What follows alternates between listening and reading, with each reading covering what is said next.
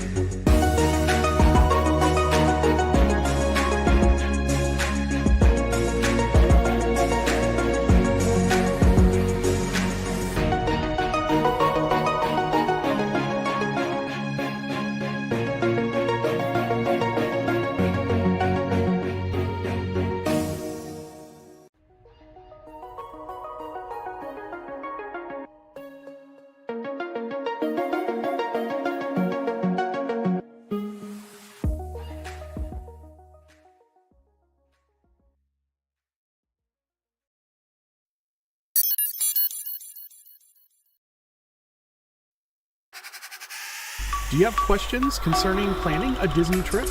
Ask them live on the show or submit them on our website at patmdisneytravel.wixsite.com/planning.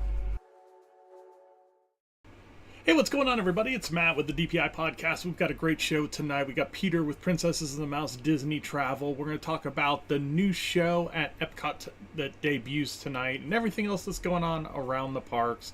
Stick with us. It's another Tuesday. It is DPI Live. We'll see you here in a bit.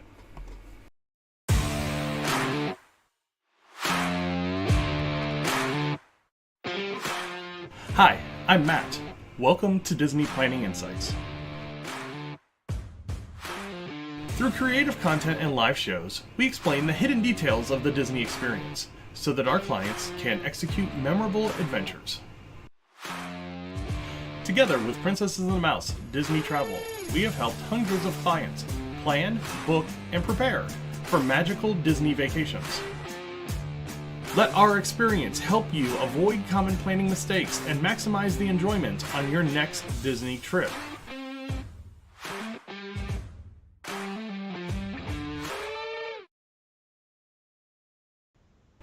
Hey, what's going on, everybody? It's Matt with the DPI podcast. We've got another Tuesday night show for you. I've got Peter coughing in the background or doing whatever he's doing. So we got Peter with Princesses and the Mouse Disney Travel. And we've got news, we've got top 3, we've got a deep dive, then we're going to take a little break, and then I'm going to come back at least and do a live stream of Luminous, and then kind of give my thoughts after that. So, yeah, we got a lot going on today, so stick around with us. We may throw in some Lorcana chat, all that kind of stuff as well. So let me go ahead and bring on Peter with Princesses and the Mouse Disney Travel and get this show on the road. Peter, how you doing tonight? Besides coughing in the background, all good. Peter is coughing in the background. Yeah. Well, I'm still having some issues like with audio sources turning on when they're not supposed to turn on and that kind of stuff. So, so we had a little background noise with you hacking up your lungs over there. It's fine. I didn't need them. Okay, that's good. That's good. So let's go ahead. Let's get into the news. And, I think the big thing that we need to talk about, a couple big things we need to talk about, because first off, Disneyland released everything for next year. What was that, yesterday? They just went ahead and released the whole schedule for next year. So we've got dates for, California Adventure Food and Wine Festival. We've got dates for the New Year's Festival. We've got dates for basically everything that's going on over at Disneyland. On top of that, we also got a date for the return of their Fantasmic, which is going to be on May the 24th, which also is going to bring back the iconic Peter Pan scene that was replaced by the pirate scene on the Columbia ship. So, Peter, you've seen Fantasmic out there, haven't you? No, both times that I've gone.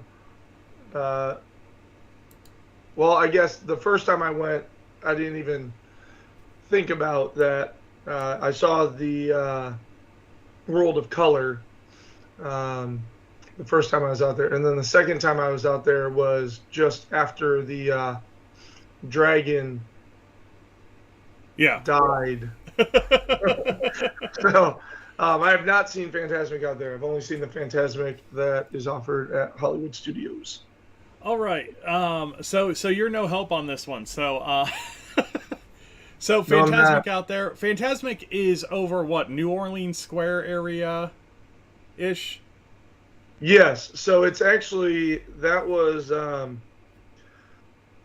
that day that I joined from out there while I was sitting there at the restaurant. I remember I mentioned like, oh, they're putting up like lights and stuff like that. Believe that's what the lights were going up for, was getting the area ready for the Fantasmic. There you go. There you go.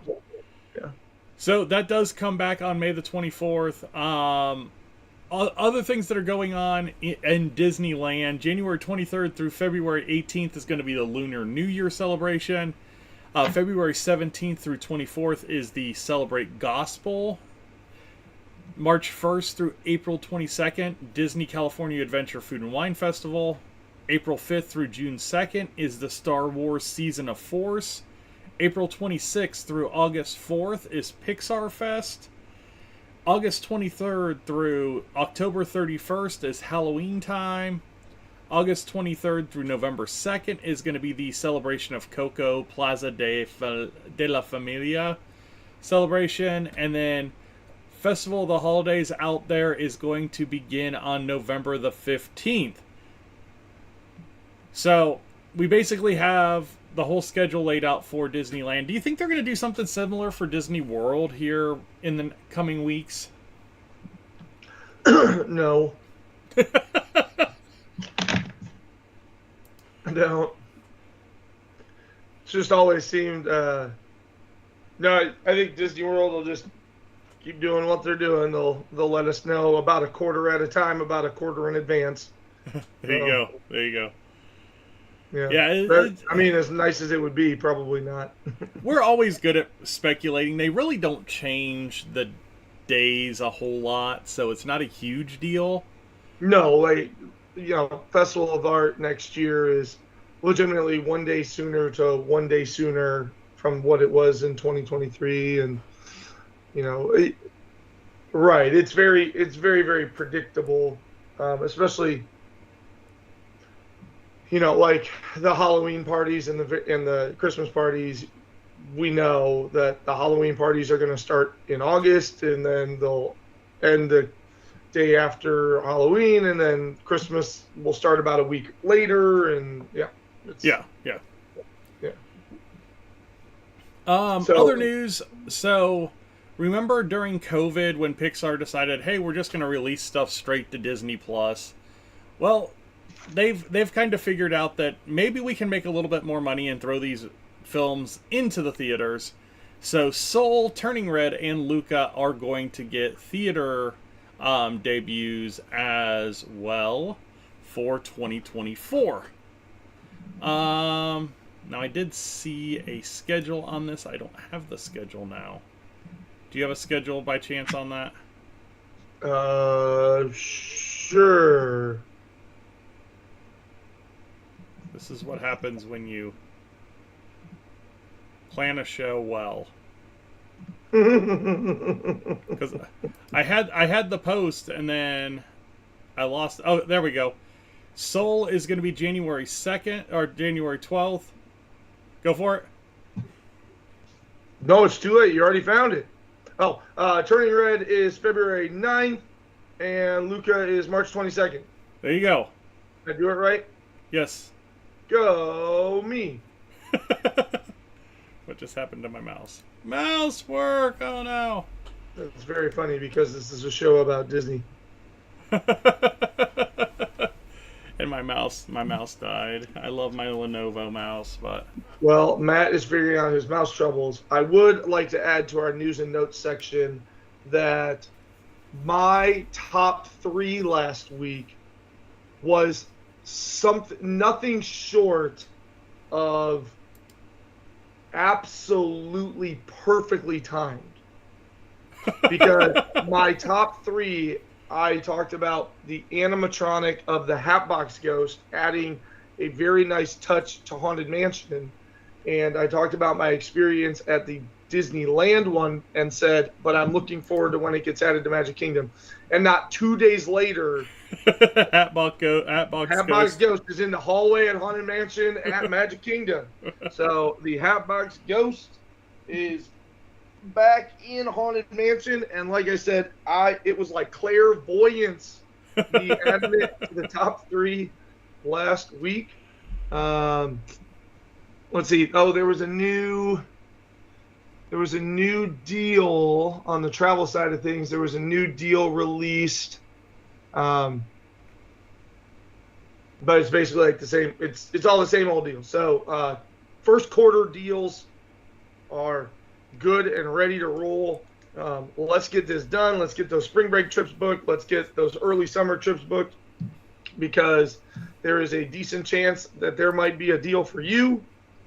So want to get those things booked before those deals run out and you are stuck paying the rack rate prices. Yeah, and I think the big thing with deals right now is a lot of your deals run that 30 for deluxe, 25 for moderate, 20% off for your values. Most nights, Sunday through Thursday on a lot of those deals, but if you are doing a vacation that works through those as well and has a weekend involved, it will take that into account. So, yeah, just, if you're thinking about planning a vacation, run it a few different ways. Get a travel agent involved. That's why Peter's great at what he does is, even after you book, book early, get that room locked in, and then even after you book, he's going to be watching these deals as they come through, making sure that he doesn't have any clients that fit into those deals and reworking those trips that do fit into those deals. So it's really a really good thing to have with a travel agent involved. Anything else that you're seeing on the news side other than everything that's going on at Epcot today? No, not really. I mean, what was it? Not really much. Disney changed the way it was doing its dividend shares. Yeah, they're bringing back dividends, 30 cents a share for second half of 2023. So fiscal year for... you invest in Disney, that is not big news. Although people who watch the show might be big investors in Disney, so who knows? And then the Central Florida Tourism District decided that they wanted to say that Disney employees owe millions of dollars in back taxes due to the benefits of having park tickets for the Reedy Creek employees. So that's there as well. I've kind of backed off of that news a little bit here recently just because I want to see how it shakes out a little bit. There's just a lot going on with that as far as bills being passed in the legislature and just all kinds of stuff that pertains to this. I think it's just going to be a big cluster until DeSantis is out of the news with the presidential race. Yeah, and I just, especially that last thing that you just said, there's no way you can just decide that. Yeah. You can't just all of a sudden say, hey, we're going to change the way that this compensation is structured. Oh, and by the way, if you've ever gotten this compensation before, now you owe us for it. Yeah. You can't just decide that people all of a sudden owe things. No. It's a struggle, even to make a case for that. So yeah, like I said, this is just kind of getting into the land of ridiculous now. So I'm just kind of just cooling my jets on it for a while. I was really hot on that topic, but not anymore. Did you know that Bob Iger wasn't at D23 this year? It's one of my biggest disappointments of D23. I know, we both wrote it. Talk a little bit of Lorcana. What's Lorcana? Lorcana had a big release last week as far as on Shop Disney and on Amazon. The Shop Disney one happened at 3 a.m. Eastern Time, which was awesome. And people do business. What's wrong? Yeah, and then the Amazon one was supposed to happen at noon, ended up happening at like 1:30, and then it was an invite-only drop, so you had to go on Amazon, sign up for the invitation, and then once you get the invitation, you have 72 hours to purchase. It's like Taylor Swift tickets. Yeah, it's ridiculous. And they still haven't made it through the list on it because it's not sold out, and there's still people that have invitations. So, well, it was another Disney release is what it was. Right. People like virtual queues, Matt. People like virtual queues. I hate that that's the case, but I mean that's how you have to do some of the stuff. You know, I've been kind of going around a little bit and looking for a couple of different things, and I talked to somebody at a Best Buy today, and they said when it released on what was that, the first? So on Friday when it released, they had somebody come in and buy all $3,000 worth of their product. Yep, and that's what is, we'll say, disappointing in the whole thing, because Matt is hook, line. I actually thought about this as I was driving home the other day. I feel bad that I got you onto this because you, much like myself, have a very addictive personality. And yes. So if you find something, you latch, and then the sky is the limit. And so we were talking a couple of episodes ago after the episode was over, and I had noticed that the Series 1, the Chapter 1 decks were on a great deal. It was like $17 a deck or something like that on Amazon, because they had just restocked all of their Chapter 1 stuff. So for those of you that don't know, Lorcana, which if you're a Disney fan, how do you not know Lorcana? But Lorcana is a trading card game that is similar in the same vein as like Pokemon and Magic the Gathering, where you play cards, you are trying to achieve this objective. So in this game, that is so blurry, Matt, that didn't come into focus at all. This is wonderful effort, but it's not working. Not even. Work out. Not even. Work. It's not. It looks like Baymax. It is not. It doesn't want to work. Of course, my focus doesn't want to work when I want it to. Focus. I don't know. Apparently, right now it's just not doing it. Do it. So anyway, so there's these cards, and the cards will help you gain lore, and whoever gains 20 lore first wins. And in order to play these cards, you have to get ink, and the cards can be used as ink. And but there's a limit to like how many cards you can turn into ink. It's this whole thing, right? But very, very straightforward, simple rules. If you have younger children, 10-year-olds can absolutely play it. I would even think many 8-year-olds, depending on their reading level. So it's mostly about reading level, though, because you got to be able to read some pretty standard text on these cards to see what they do. And so great, lots of fun. So the Chapter 1 decks were available. The Chapter 2 decks had just released. And so now Matt has been texting me all about like, hey, I found some boosters at this place. Hey, I found some stuff over here. Hey, if you're interested in over here. And I'm sitting here like, dude, my advent calendar is a Chapter 1 and a Chapter 2 booster every single day. So I got 48 packs of cards. And he's taping shorts for every single one of them. We've pulled some pretty good ones because there's the collecting side of this. It is a wonderful game, but if you have any inkling into collecting, then as you get this game, you really want to make your decks out of the common and uncommon cards, and you really want to get the arguably rare but definitely very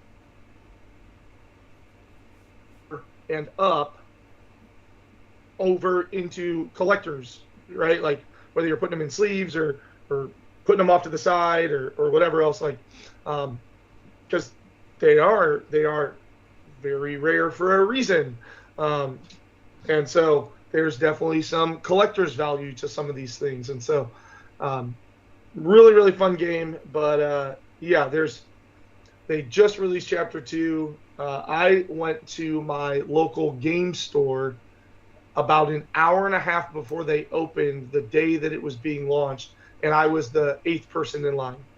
So just to give a sense of the demand of this stuff. And so what is ruining it, I will say, is just that, like Best Buy, put a limit on what people can do. There was supposed to be. Yeah, well, somebody dropped the ball. Yeah, somebody dropped the ball big time, because it was supposed to be a 2-item, like a 2-pack, 2 starter deck, and then they actually got the Disney 100 special edition boxes. Which is expensive. Yeah. Well, you can get them online for $70 with unopened still. They've come down quite a bit, but they for a while, like over the weekend, they were like $900. Yeah, they were like $170 at a lot of game stores, and so if you can get them for $70, I feel bad for all those people, because the whole reason to do that, you get 4 boosters, and then you get these 6 unique cards that instead of a rarity on the bottom, it says 100 on the bottom. Yeah. And so if the value has tanked out of them that quick, I feel bad for those people, because you were essentially paying $25 per special card, which you would hope then immediately establishes their value, which it didn't. Right. It didn't. No. And have you pulled any Enchanted out yet? I have not gotten any Enchanted. We did pull a legendary foil the other day, which already had a value of, it was like $28, $29 or something like that.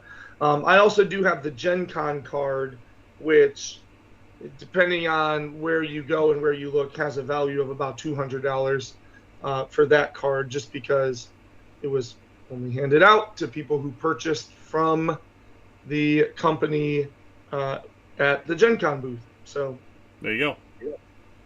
All right. Well, that's the news. A little bit of Lorcana talk. Let's get into the top 3. Maybe. Business trip. did the people move around? It does tingle a little bit.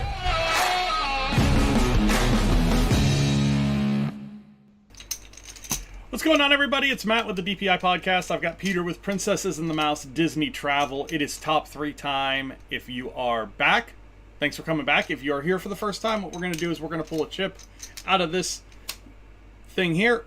I'm going to match it up with a spreadsheet I've got, and we are going to have 40 seconds to figure out our top 3. Peter, how you doing tonight? I just went into my email real quick while we were transitioning, and I have an email from Walt Disney Pictures telling me about the release dates in the theaters for Turning Red Weekend. That's funny stuff. All right. So, chip tonight is chip number 8. Hey, look, it went into focus that time. What the heck? We just talked all about an unfocused Lorcana. All right. Chip number 8 tonight is going to be... I'm actually, like, ready and everything tonight. You got to check that out. Wow, but my sensitivity is... Ooh! Okay. Top 3 Disney live actor movies. You got 30 seconds. Okay. Thinking about taking a trip to Disneyland, Disney World, maybe a Disney cruise, or one of the other amazing Disney destinations? Contact me at Princess of the Mouse, and I'd love to work with you on your itinerary to the most magical places in the world. You can contact Princesses and the Mouse Disney Travel on Facebook at PATM Disney Travel. All right. Tonight's category is a good one. Top 3 Disney live actor movies. So not necessarily remakes of animations, but movies that had real people in them. So I would go as far as like Mary Poppins. Whoa. Yeah. Immediately stealing. I mean, no, I'm just kidding. Yeah. So it's a large catalog. Hold on. Am I talking about the actors or am I talking about the movies? We're going to talk about the movies. Okay. I was just making sure that I am doing this correctly because like I'm sitting here like what am I supposed to be talking about here? Okay. So live action top. Yeah. Is this from our amazing fan? No. This is one that we came up with on the plane.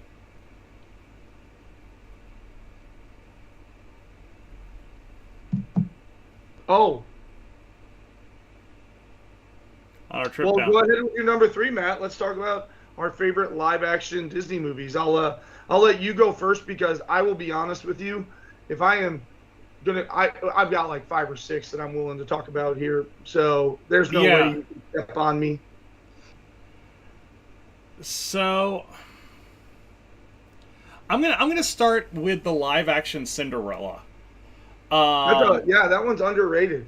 I agree. It's a very, very fantastic movie. It is, and I mean, I think it really kind of set the precedent for this new wave of animation to live action movies that they've done here over the last about 10 years.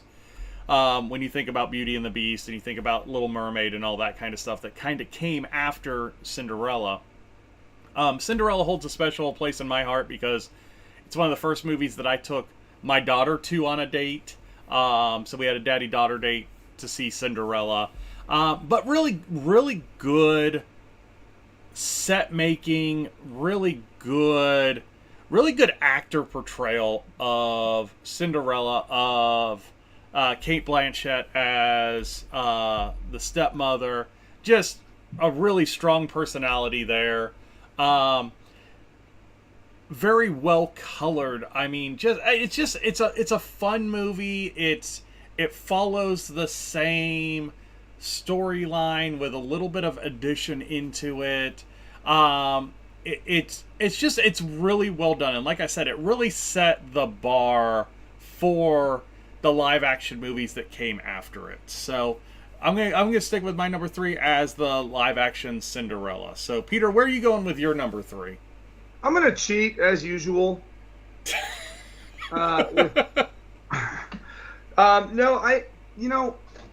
It would be very easy to kind of like fall back to like the classic Disney movies because there are some fantastic classic Disney movies. Thinking about like The Ugly Dachshund and Yours, Mine, and Ours and Parent Trap and Swiss Family Robinson and all those. But I think for this list, we want to talk about like this is a big direction of the studio, right? Is like we're remaking all of these things, and so I'm gonna stick my list to live action remakes versus like jumping back to all these like older ones. But we could definitely have a whole thing about like what are your favorite 3 like classic Disney movies as well. Add it to the list. Put it in spot 8. Okay. So my number 3, I am gonna go with the Alice in Wonderland, and they're not remakes. They are franchise add-ons because the original Alice in Wonderland, the animated one, tells the story of the young Alice visiting Wonderland, and the live action is very, very well done. I really, really enjoy some of the voices that they brought in for the CGI characters. Johnny Depp does a fantastic job playing Mad Hatter. Like, Helena Bonham Carter does a fantastic job as the Red Queen. You've got Anne Hathaway as the White Queen. You've got all of these like iconic characters, and it's wonderful because you pick up Alice when she's summoned back to Wonderland to help defend it from the Red Queen. And then if you go to Through the Looking Glass, you have a second installation. So between the animated and the 2 live action, you have kind of like the whole story of Alice's adventures in Wonderland, which is wonderful. It is a great set of movies. They're kind of like my guilty pleasure movies, where like if I'm home and the family's gone and I'm just scrolling through Disney Plus, like Pirates of the Caribbean or Alice in Wonderland is gonna get clicked. Like it's the Pirates movies for me are those movies. I mean, they just. Well, we might have just stolen from. Well, and that's what makes something like this so hard. Is like if we do it as you have to have an animated tie-in to it, it excludes Pirates, it excludes Jungle Cruise, it excludes some really, really good movies. Yeah. So I don't think so. You just said live action. Like I don't have to just sit to. So I am going with those though. I am going with the Alice in Wonderlands. My only complaint is that in the first live Alice in Wonderland, as she's remembering her time there, they show a live action young Alice talking to Cheshire Cat and at the tea party and with the roses and all of that stuff.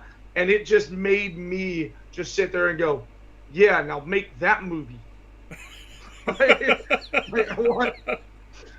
It's got that Tim Burton style, which is just an absolute wonderful, kind of like dark, but also inviting. It is just wonderful. If you have not seen the Alice in Wonderland movies, and you are an Alice in Wonderland, well, how would you be an Alice in Wonderland fan and not see these movies? That was a dumb statement. Matt, what's your number 2? My number 2, I'm going to kind of go really the same type of route with you that you did, but I'm going to go with the second Maleficent movie. Yes. Okay, I don't have to put that on my list. Way to free me up. The first one was really good. The second one was absolutely fantastic.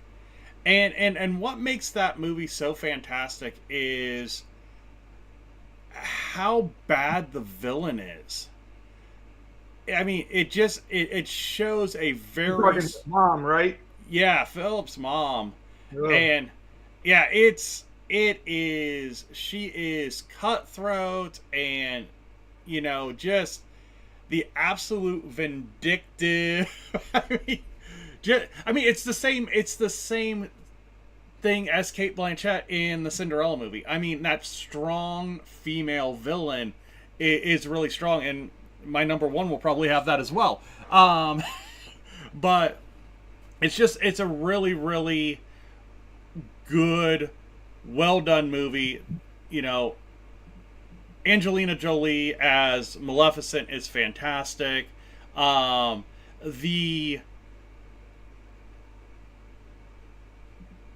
The way that they shot some of the aerial scenes is fantastic. It's got a very warlike tone to it almost the whole movie. Well, they both do, really. I mean, yeah. The vast majority of the first movie is her fighting against the kingdom of men the whole time, and in the second movie it doesn't really change. She's still fighting against the kingdom of men. Yes, but I mean, it's a very, I mean, again, just a very strong lead, strong villain type movie, shot real well. It's one that you can kind of get lost in and just kind of watch and just forget time for a little while because you kind of get sucked into it because it's got a good story that holds you. But no, Mistress of Evil, Maleficent, Mistress of Evil is my number 2. Yeah, that's a good one. And Angelina Jolie, does such an amazing job of portraying Maleficent, and I really love, because Maleficent is a fan favorite of so many people, just even from the animated, where she truly was the villain. Yeah. And so to paint her in an anti-hero type light, it's very impressive to take a fan favorite and remake it into something that can be related to and enjoyed and appreciated. So absolutely, very, very good one. You actually half stole one of mine. So I'm going to go ahead and do it as my number 2. And so I absolutely love to death the Jungle Cruise movie.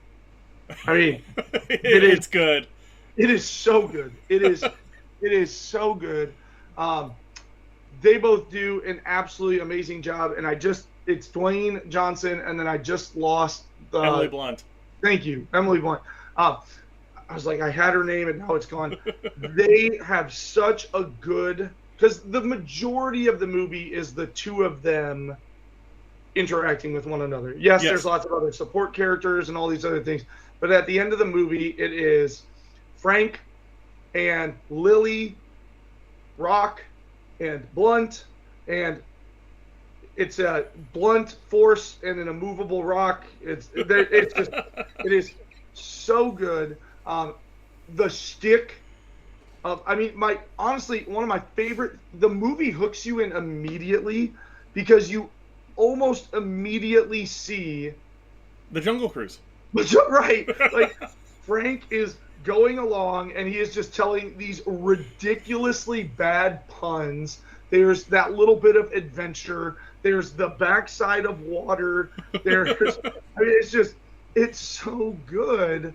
And then you have a great storyline. I mean, a bit far-fetched, but every fantasy adventure movie is supposed to be far-fetched. Yeah.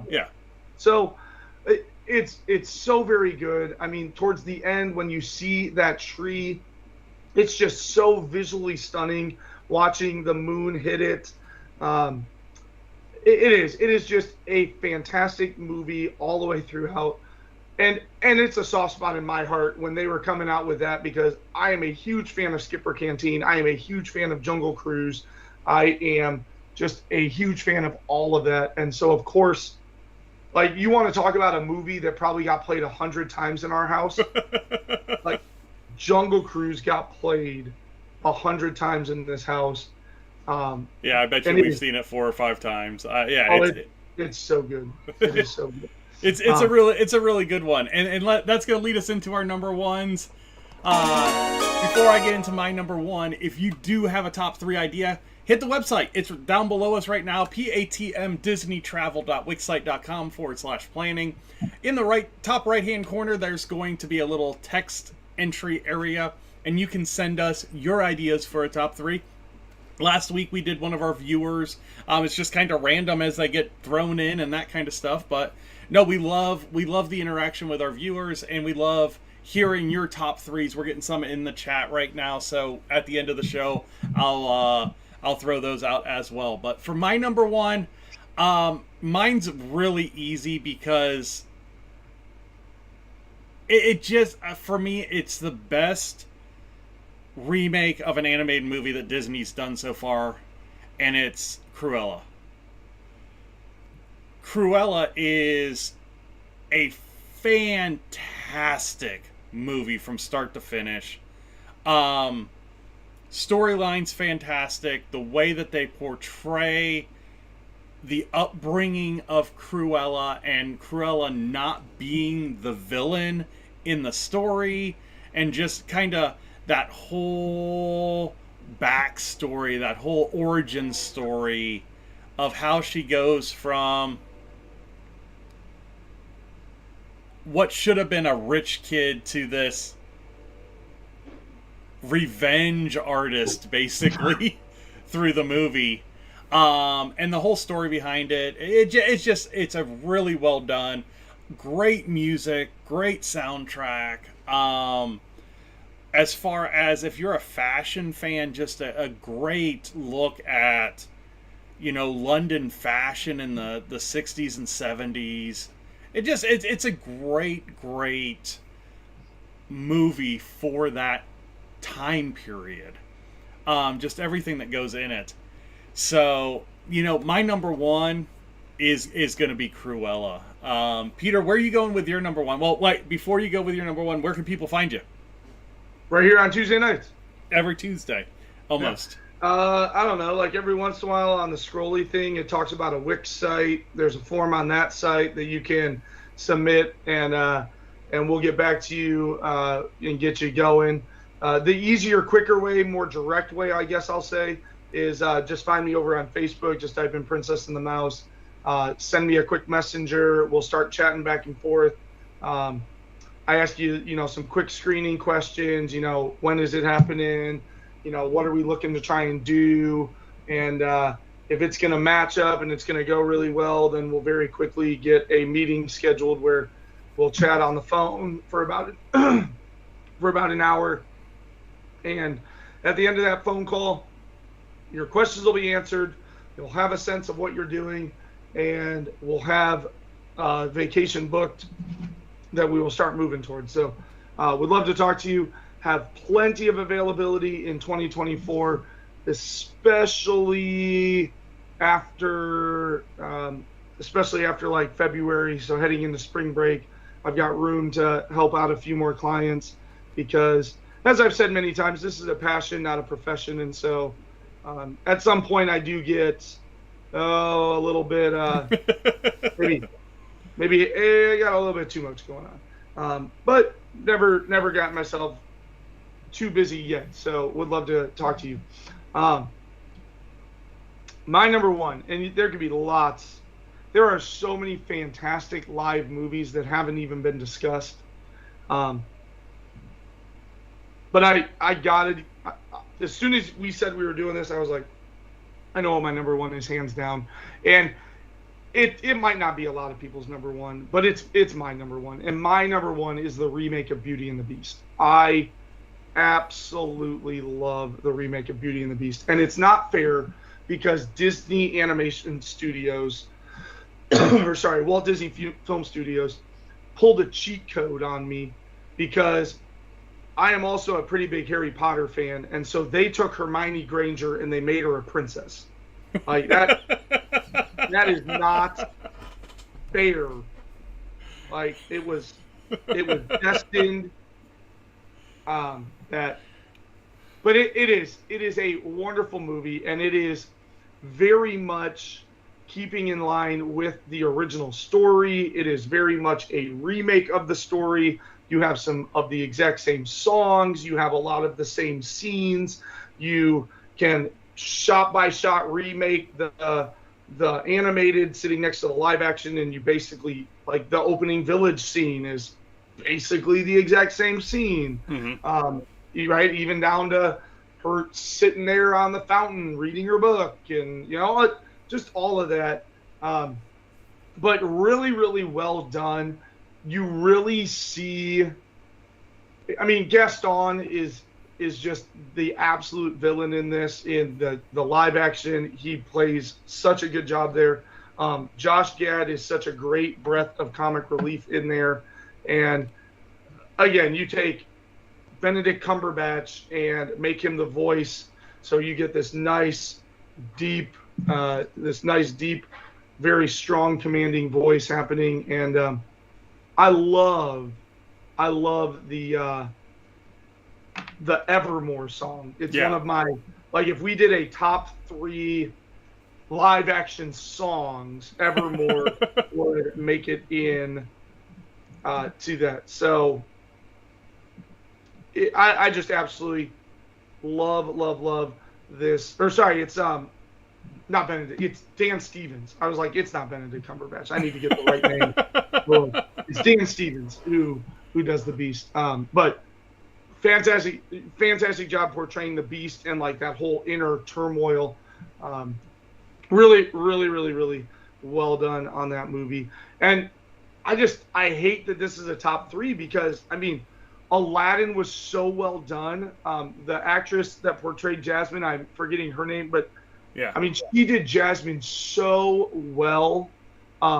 Mulan was kind of funky, but still a very, very great movie. Not a remake, but like a different version of it. I mean, but still, that was a good, enjoyable. They have done a very, very good job. And even if you go to things like Lady and the Tramp and Dumbo, even the Lion King, right? Yeah. We didn't even bring up Lion King because do we consider that a live action remake? I mean, it's a CGI remake, right? Yeah. Not like they filmed lions running around with meerkats. But like all of the stuff that they have put out, I think it has been very, very successful, and it's very cool to see our animated childhood turn into realism now as adults. It's really, really cool to see. Yeah, and I mean, for us, you hit the nail on the head, because movies that we grew up with,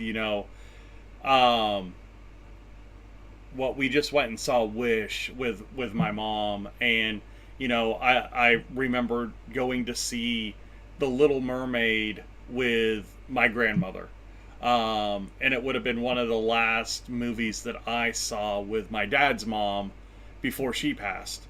So it was really cool to kind of see that tie-in to movies that we grew up with now becoming new movies that our kids are growing up with, just in a different fashion. So it is a really, really cool piece of parenting and parenthood, what Disney's doing right now. So over in the chat, Shannon always chimes in with her top three.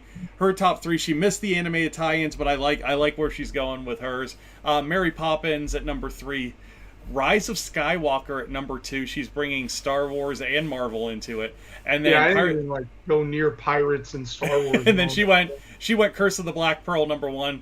Far and away the best Pirates movie. I mean, we could do a top 3 Pirates movies and fight over those. So we're going to talk about all of them. We just got to decide who does which one.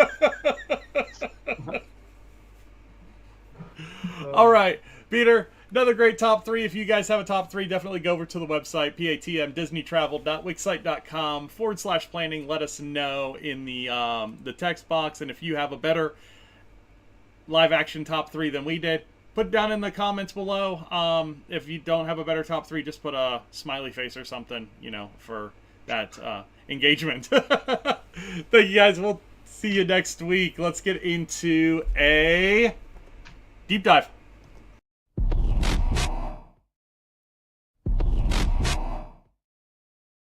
Hey, what's going on? It is deep dive time, and I am super bright on this camera because I have not changed my settings there. Deep dive today is going to be number 22. I think we can get it. There we go. Poof.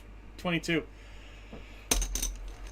Let's check this out on the spreadsheet. And number 22, that's a really deep one too, so it's going to be pretty good. 22 is... it is a quick service. It is at Animal Kingdom. It is Satuli Canteen. Here we go.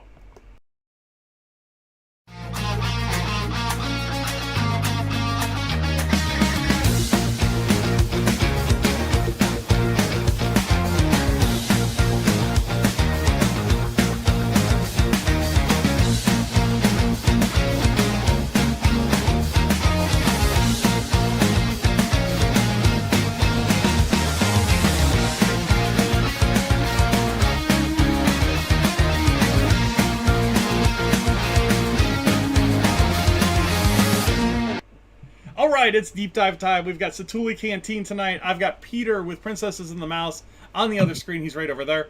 And we are going to jump into this. So what I'm going to do is I'm going to tell everybody where it's at. Peter's a little bit more adventurous eater, so he can tell you what's on the menu, and we're going to talk some prices and that kind of stuff.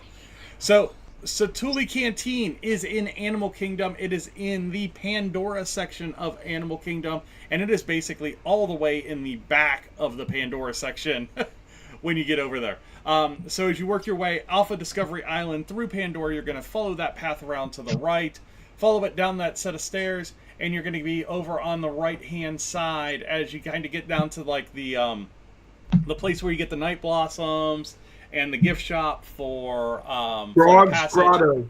What's that? Grog's Grotto. Grog's Grotto. That's where you get the night blossoms from. Is it? Oh, yeah. All right. So to the right of that, you'll see a bunch of strollers. You'll see a set of doors, and you have a quick service there that is Satu'li Canteen. Satu'li Canteen is one that you do want to use the mobile order on, and you want to make sure that you mobile order ahead of time. Don't decide you're going to eat at 12:30 and try and get a pickup at 12:45 because it will not work. So give yourself a couple of hours in advance to get that food order in, and then you'll have an area. There's an outdoor seating area, and then there's a relatively large indoor seating area as well.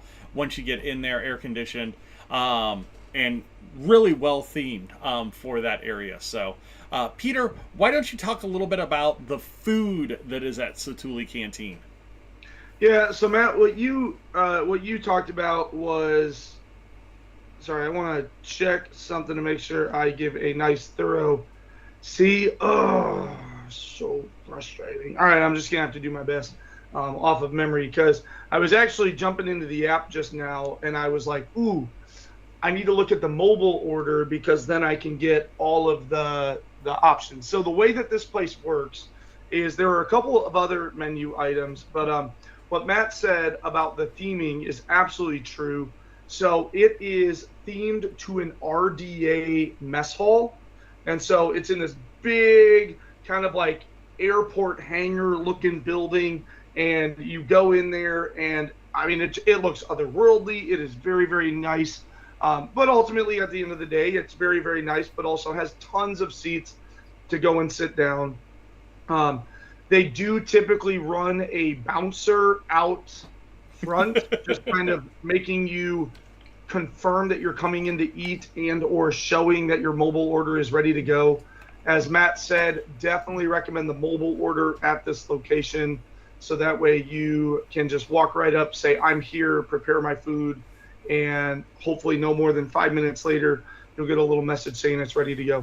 So what are you ordering over at Satu'li Canteen? Well, for the most part, you are ordering bowls of food. You kind of pick your protein. They have shrimp, they have beef, they have chicken, and they have tofu to have a nice vegan and vegetarian option. And so then on top of that, there's going to be some veggies and other stuff. But what's great about this place is you get to pick your base and your sauce. And so this is where I was hoping to jump over there to make sure I thoroughly cover the bases that you can pick. I know there is a red beans and rice. I know there is a nice noodle. I know there's a couple of others, which is why I was like, I know there's a bunch of them. So basically the way it works when you mobile order it is you click, I want a beef bowl, and then you click what base you want. So like noodles or rice or beans, or I think there's a salad in there as well. And then you pick your sauce. And so they have like vinaigrette or something more like a pesto or something more like just all sorts of different flavors. There's sort of like a creamy there's a creamy dressing type thing. There's a vinaigrette type thing. So there's these different sauces, and that's what really makes it. So you got to be careful, because if you take a protein and you put the wrong base and the wrong sauce on that, you have an adventure coming. And so, just be careful, because, there's like a chimichurri sauce, and I don't know. We can argue about what would taste good and not taste good, but, there are some strong flavors in some of these sauces. And so the creamy sauce on the beans with the tofu might not be as good as what you're hoping for. Just kind of be a little bit careful there. One of my favorite things about this place, though, they have these cheeseburger bao buns. And so, right, the bao is kind of that like pastry dough type of thing, and they put cheeseburger filling into it. So it's like ground beef, and then it's got, in that ground beef, it's got the flavors of like ketchup and mustard and pickles and onions. And so you then just eat this bao bun stuffed with cheeseburger, which is one of my favorite things there are those little bao buns. I really enjoy going and getting a bao bun kids meal along with a bowl, and my wife and I will like go, and that's what we'll eat. We'll split the bowl and we'll each get a bao bun, and it is it is really, really, really good stuff. Price wise, you're looking at, you know, $15 to $20 for your bowl, approximately. So, you know, kind of right in line with some of those better places, but it's a good portion size that you do get there for this. And then in addition to that, they do serve the same beers as they serve out at Grog's Grotto. So they serve Grog's Ale and the Moara High Country Ale, or High Country Lager. And so you can still get that really unique green beer while you're having your lunch here. But really, really fantastic restaurant. One of,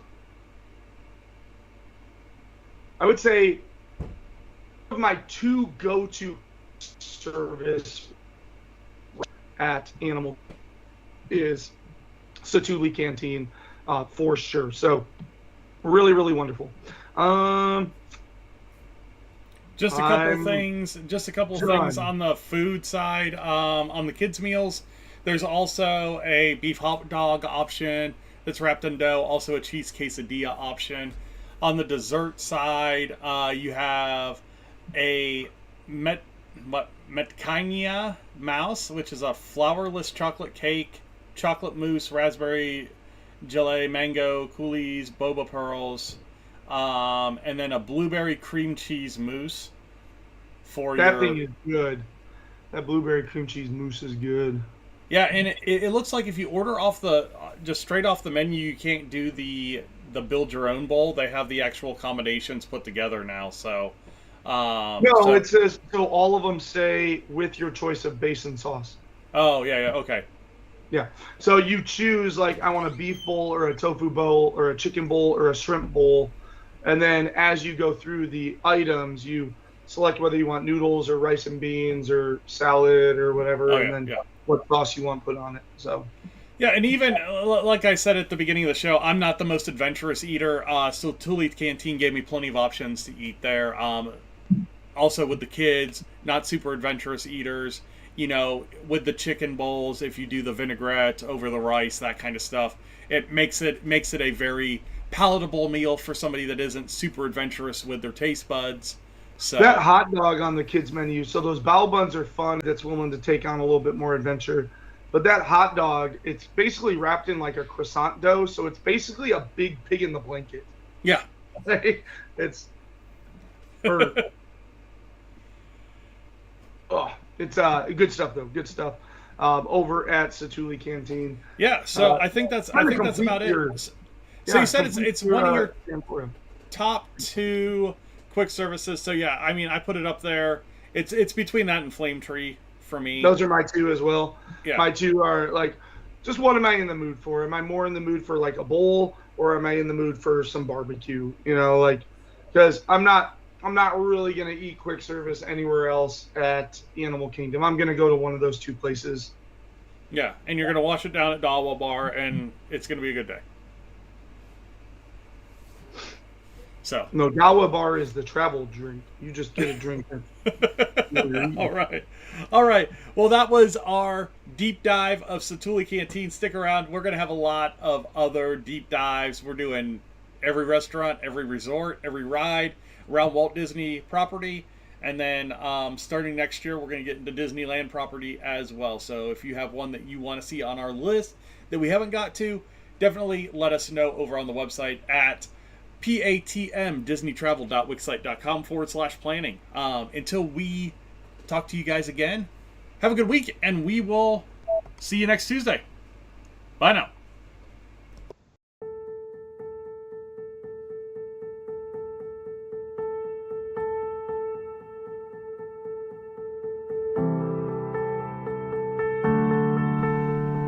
Peter with Princesses and the Mouse Disney Travel joined us tonight.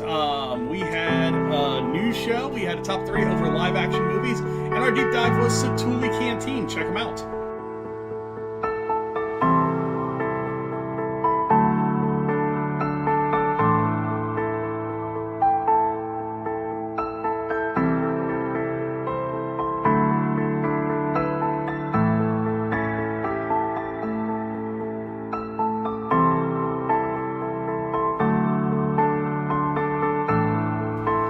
If you're looking for us on social media, you can find us in a lot of different places. The easiest is going to be over on Facebook at DPI Podcast for the show page, at PATM Disney Travel for the travel side. If you're looking for more interaction, go over to Twitter at Disney Insights. And then we always have the YouTube channel where you can leave something in the contents, the Disney Planning Insights.